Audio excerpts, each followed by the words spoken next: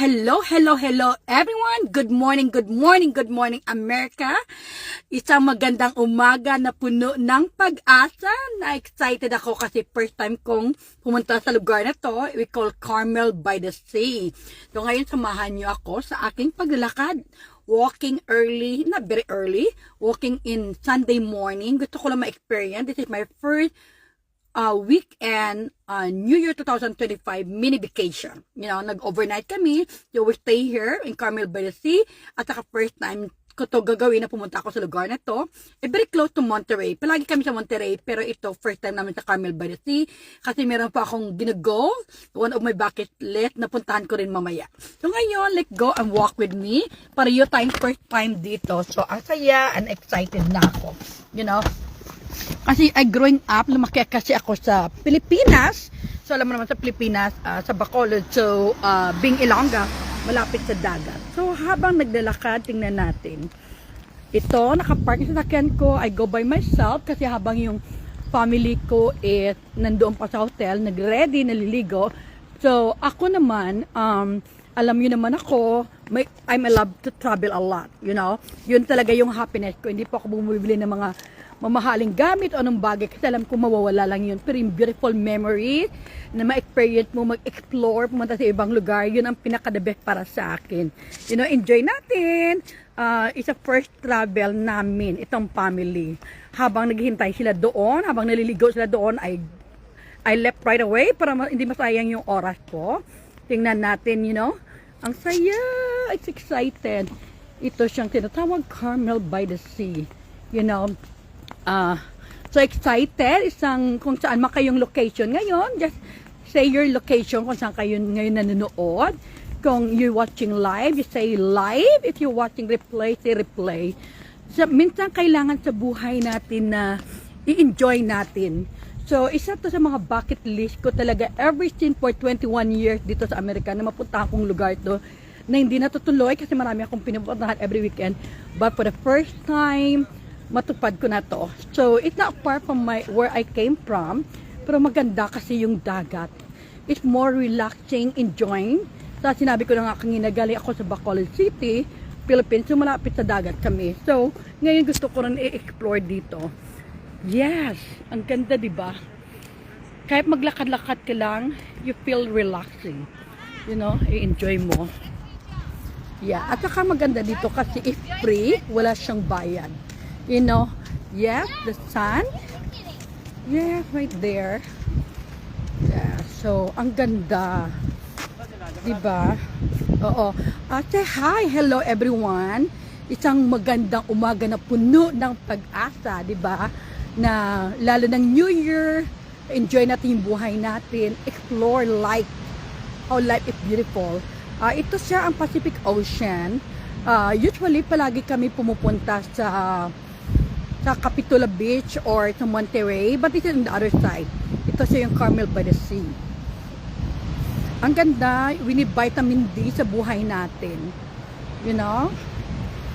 Yan. Ang ganda explore. Diba? Okay, balik na rin ko yun para makita ko ang sarili ko. Yes guys, diba? Ganito kaganda. Kailangan ko muna mag-ano ako sa vitamin C, vitamin D. Yes. Ang ganda. So, kaya sa buhay natin, kailangan natin i-enjoy ang life natin. At saka, today, sa mga followers ko dyan, abangan nyo yung pang-raffle natin. Enjoy natin yung life. Ang ganda, manood ka. Happy Three Kings, everyone. Yan. Ang ganda, ang saya. Oo. Alam mo, kahit nandito ka lang sa harap ng ocean, ma-enjoy mo talaga. Maraming mga taong pumupunta dito. Yan. Kita mo yung mga jet plane sa taas. Hindi ko lang kung makikita nyo. Ako nakikita ko dito. And the meter sun. Naka-sunblock na tayo. So, yan. Enjoy our time. Hello! Isang magandang umaga sa lahat dito sa Carmel by the Sea, California. Yun ang maganda dito sa California. Kasi maraming dagat. I mean, at surrounded naman. Yun ang gusto ko dito sa California. One of the best place. Tingnan maraming mga tao dito. Gusto nila i-explore and i-enjoy ang buhay natin. Kasi it's a beautiful blessing ni Lord na binigyan tayo ng pagkakataon sa mundo. Mamuhay and experience, appreciate yung mga bagay na binigay niya. Lalo na yung dagat, yung mga bundok, o ano man yan. Just imagine, ang ganda, blue na blue talaga yung ng dagat dito. At saka malinis siya. Kahit umupo ka lang dito sa harap, you experience life. Life is so beautiful. So guys, isa lang to sa mga bucket list na gusto ko matupad sa buhay ko. At alam ko na hindi lang ako, tayong lahat. So what I learned in 2024, ano natutunan ko sa 2024 is i-enjoy natin yung buhay natin. Kasi ako lumaki kasi ako na tumutulong sa ibang tao. But sometimes we forgot ourselves. So kaya sa bucket list ko 2025 is to travel, enjoy life, go wherever I want. Kasi meron naman akong resources, at saka enjoy ko yung business ko na I can bring my business anywhere I go. At saka yung sa trabaho ko naman sa school, thank God kasi holiday. So we still off for vacation. We coming back tomorrow. Kaya ito yung first weekend talaga ng year 2025. And then next month, we're gonna be in Southern California, sa LA naman. So, ang ganda, di ba? Maganda, karap mo yung dagat. Yan.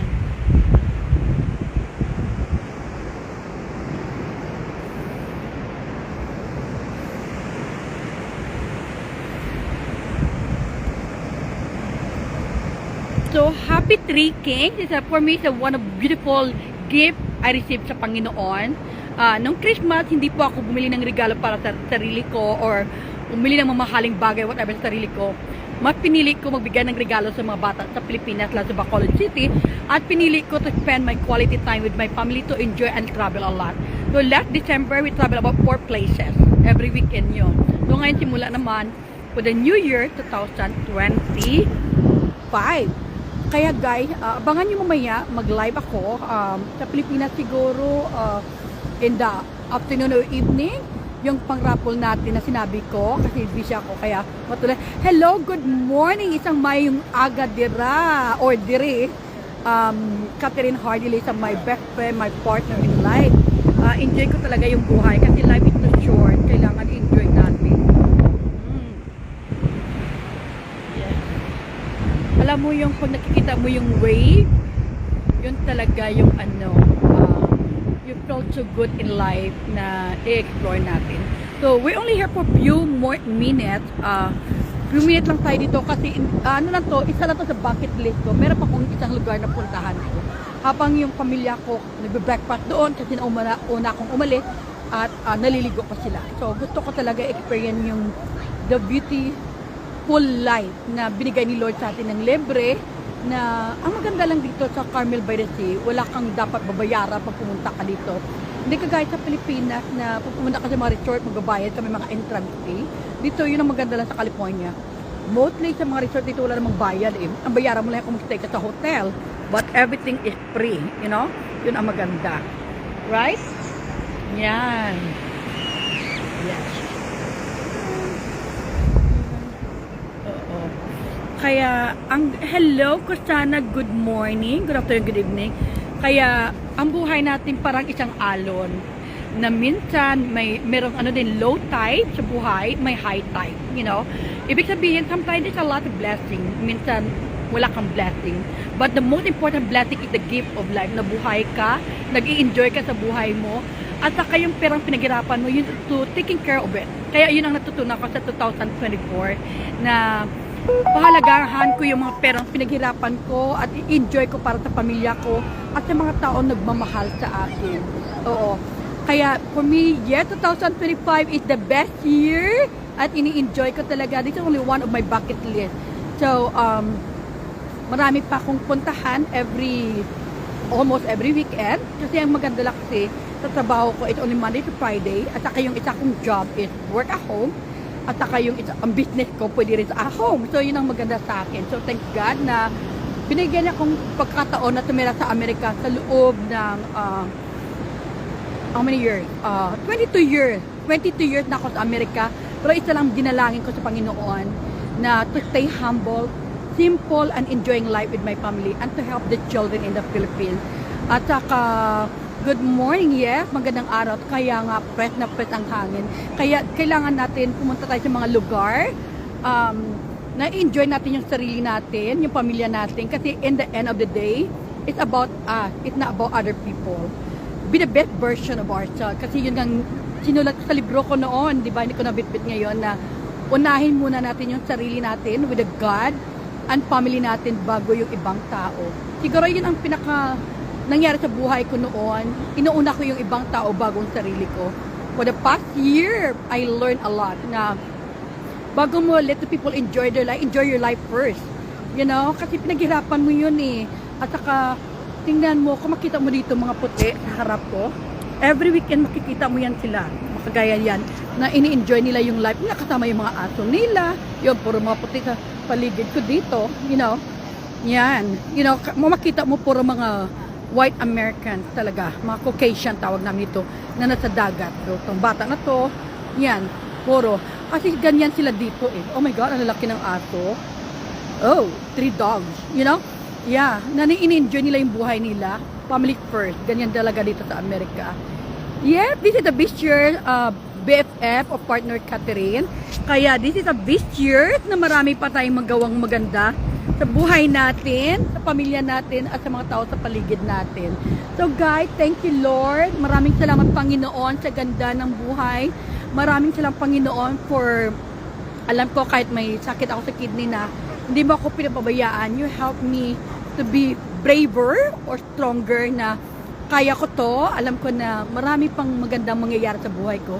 This is the best ever year. They call magical year. It's a blessing year for me. Na maraming naka-line up na maganda kong gagawin. Hindi lang para sa enjoyment o magbakasyon para sa sarili ko. And the same time sa family ko. And sa asawa ko, si Randy, if you're watching right now in the hotel. And sa anak ko na si Joseph, he was diagnosed with autism. Yung panganay ko, but she's my angel. Na she was 22 years old. She was diagnosed, 3 years old pala yung anak ko. Na-diagnose na siya na may autism siya dito sa Amerika nung dinala ko siya sa baby. So ngayon 22 years old. So it means say 22 years old na rin ako sa Amerika. Alam mo yung sa airport ka pumunta ka ng Amerika, sabi ko lang noon, Lord, nandito na ako sa Amerika. Wala kaming sariling tirahan noon nang dumating ako dito. Tirahan sa Pilipinas. So ngayon sa awa ng Diyos, nakabili na ako ng 2 bahay dyan. Isa sa Palawan. Malapit din sa dagat yon. Isa sa Bacolod, and there's more to come, you know. Kaya thank you Lord na ginamit niya ako maging instrumento, maging founder ng Women of Hope Foundation na meron na kaming 350 children beneficiaries na tinutulungan. So more pa yan na darating. Kaya enjoy ko yung buhay ko dito, pagtrabaho ko, pagnegosyo at pagtulong na maging magandang halimbawa sa mga kabataan. Kasi yung mga kabataan yung maging inspirasyon natin. Sila yung maging pag-asa natin, lalo sa Pilipinas na nakaranas ng kahirapan. And guys, thank you so much. This is one of my bucket list. And stay tuned, meron pa akong puntahan na one of the historical na gusto ko talaga pangarap ko for 22 years na pupuntahan yung lugar na to. Kaya stay tuned, enjoy life, and thank you, I love you all. Mangarap po tayo, matutupad natin kasi naalala ko ng bata ko.